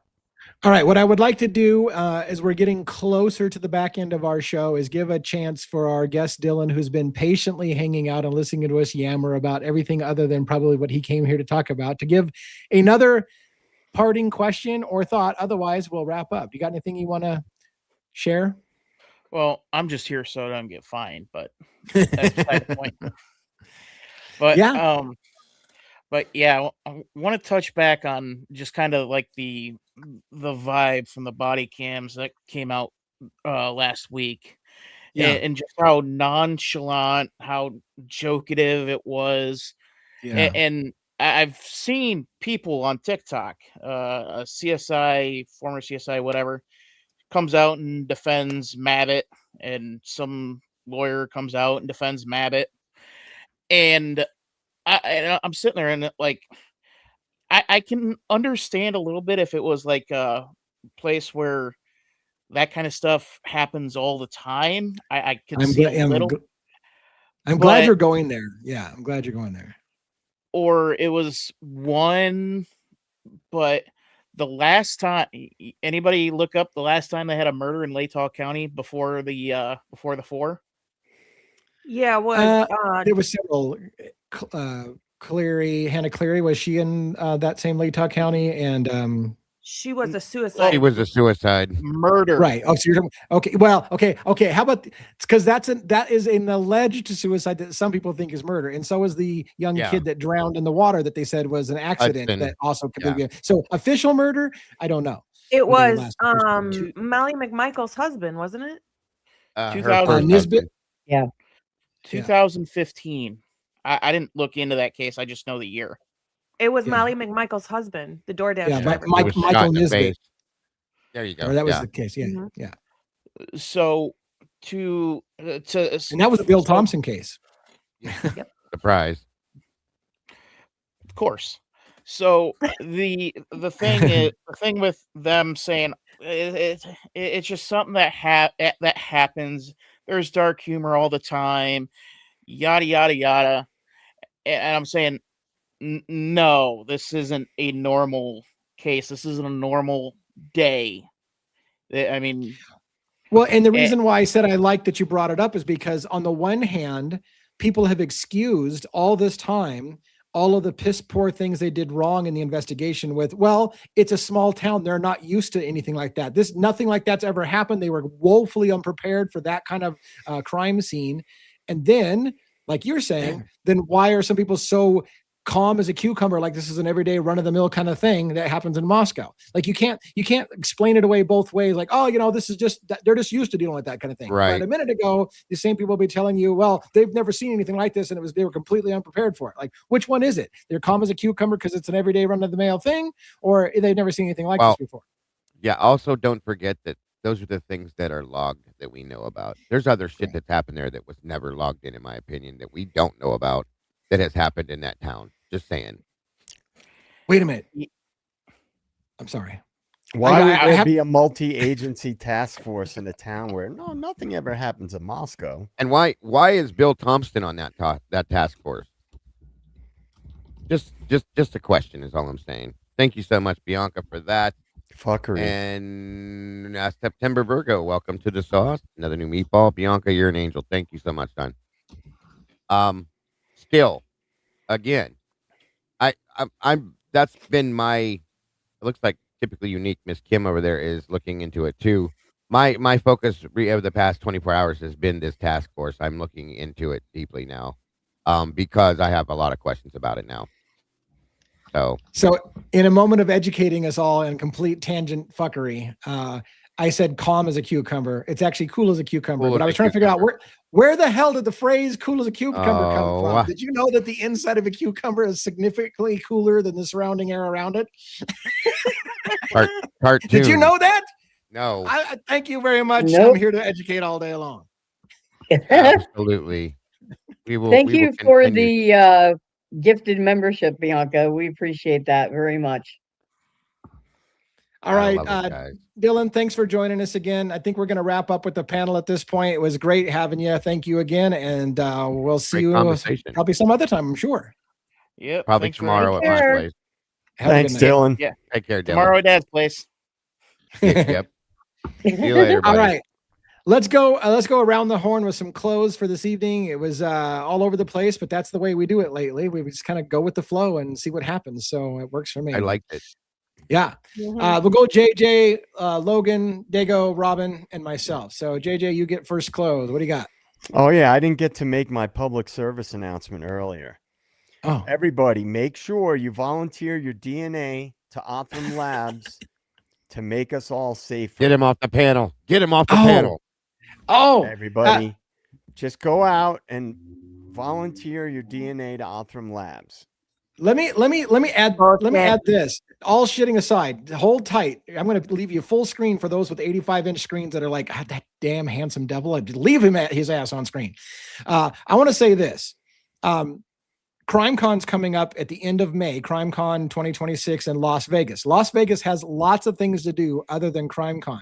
I've literally got JJ on the bubble on whether or not he's going to go to CrimeCon or not. And he was like, why can't other people join us at CrimeCon and make it an event? So again, I wanted to say, I'm not going to beg because I don't do beg. I'm not going to beg you to go. But even if you don't want to go to CrimeCon, which you could still get tickets for CrimeCon, even if that's not your gig, Vegas has other things to do. Come out and hang out in Vegas with us. Tell us you're going to hang out with Vegas with us. And maybe JJ, State of the Deep, will join you and we can meet JJ and myself. And by the way, Ali Benevento is supposed to be there. The Custody Queens and Ron from their team should be there. A lot of us that have gone on YouTube together will be there. So come join us. And more importantly, let us know so that we can get JJ to say, hey man, the whole thing is happening. We got to make it happen. Right. And because, sorry, go ahead, Diego. It's all right. My wife was actually taking into consideration us going this year too. So nice. We may be able to make it this year, you guys. And if that's the case, you got to come and see me. Come on now. Right. How can you not? Well, I told you guys, I had originally, we all talked about it on stream. Let's create our own little event. Right. And, and you know, for me, I'm trying to decide if I'm going to Austin in June, and I really can't do both. So if there's a crew and we're going to do something like that, a meetup, an event, whatever, then I would scrap the Austin thing. And I would go to Vegas for sure. Cause I told DA, I'm not really that into the mainstream true crime stuff. Right. I mean, I went to one event last year, Othram, I was there to hang with DA, and we talked shit for hours about a bunch of different things, and that's how I ended up here. But yeah, what happens in Vegas does stay in Vegas. I've heard that. Yeah, except for syphilis, that comes back with you. Can I? All right. In closing, I made my public service announcement. Can I give a quick Vegas story?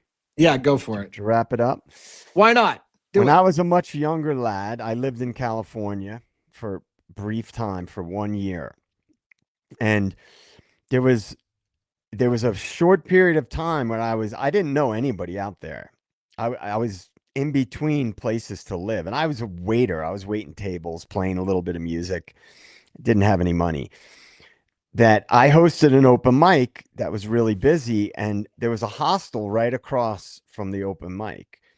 And the people who worked at the hostel always came in to the open mic, and I was losing a place to live, basically, because the couple I was living with was breaking up, and I couldn't afford the place by myself. So the hostel people said, "Don't worry, you could stay with us. You could come stay at the hostel. We'll get you in there." So I was living at a hostel in California, and it was like all foreigners and me. And they had a shuttle service that went to all the different hostels in different parts of LA, and then they would go to Vegas. And they had a hostel in Vegas. It was like a network of hostels. And the guy who drove the shuttle was this guy from Liverpool. He was one of the funniest human beings I ever met.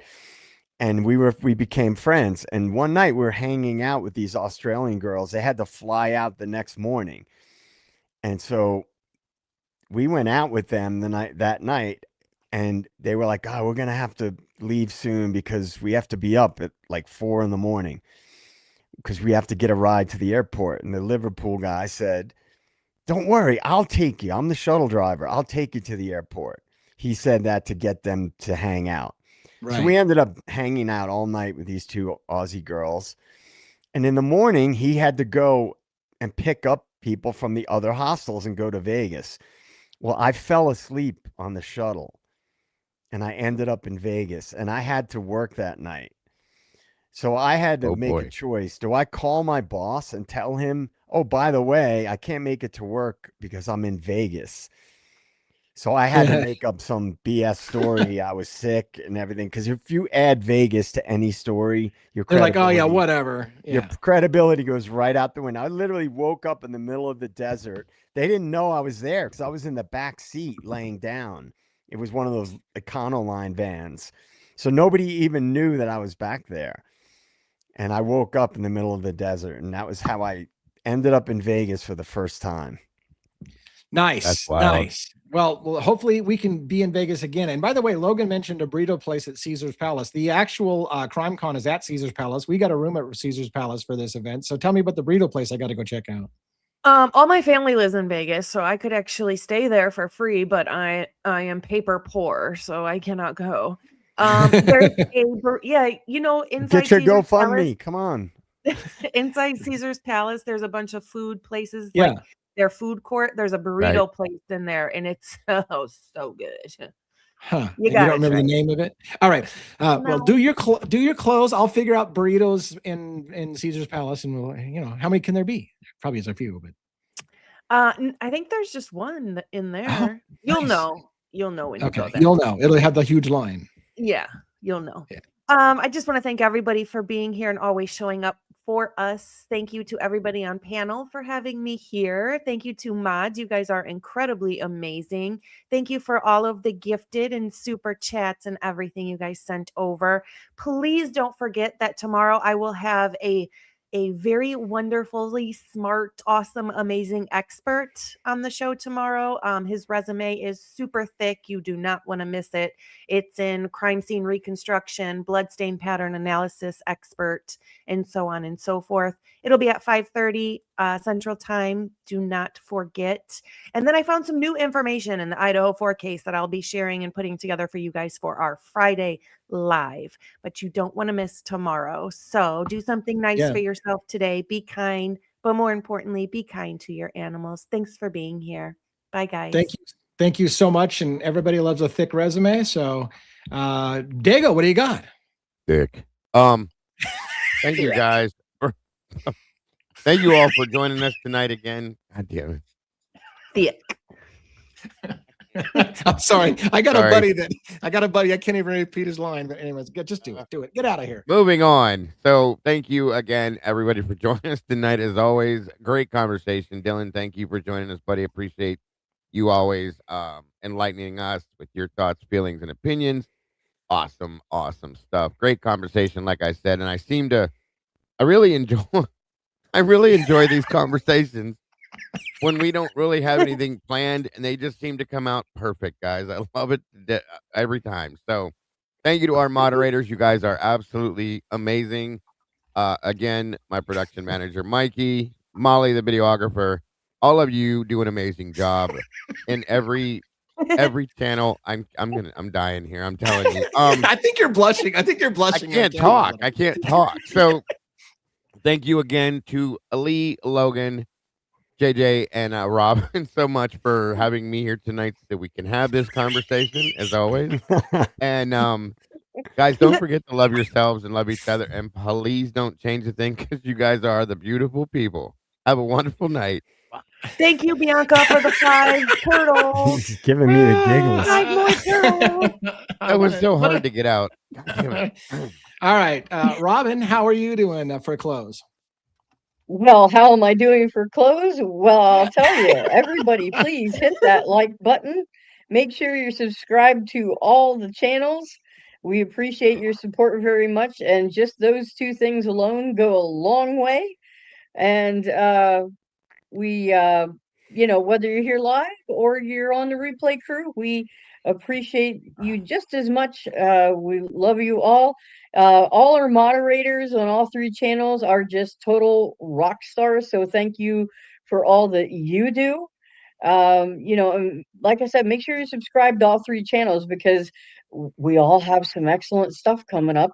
So you don't want to miss it. You don't want to miss it. And so I hope everyone has a wonderful night and that you don't find any strange crap in your food. Oh. Yeah, exactly. Yeah, that's crazy with that thing. I was hoping it was going to have a whole really cool story when I looked it up, but it was good enough. It was a good story, so I appreciate you sharing that with us. Bizarre. Like I still want to know the story of how that happened. Anyways, for me, I will say good night, everybody. Again, consider going to CrimeCon or just go to Vegas during the very end of May and hang out with us. Because again, like we didn't really explain it very well, but like JJ was saying, I thought if we piggybacked off of following CrimeCon and just got a group of us to follow it, we could hang out afterwards and start an alt CrimeCon, because CrimeCon's a very pro law enforcement, pro mainstream media type of event. So we can offer. Now, I tried to get on. I tried to, by the way, submit my name at CrimeCon to be a panelist to say, hey, let's have somebody on your panel that has another idea other than everybody's a fucking guilty person in this country. We all clap out how he got the bad guy. How about have somebody give an alternate opinion? But they didn't invite me to CrimeCon. So fuck it. We'll do it ourselves. We'll have an after show and we'll hang out as a group and we'll start an alternate CrimeCon and then we can break away from them sometime in the future. That was kind of my pie in the sky dream, but it may never happen. We can create our own corner. We can create our own special corner of the world. Okay. All right. That's it for me. Thank you so much for coming. See you tomorrow night, 5 p.m. Pacific Standard Time, same time, same channels, because you can watch us on 3 different channels at least right now. So same time, same channels. And we'll see you. Thank you very much, everybody. Have a great one. Good night, everybody. Same thick channel. Same thick. All right. I'm out.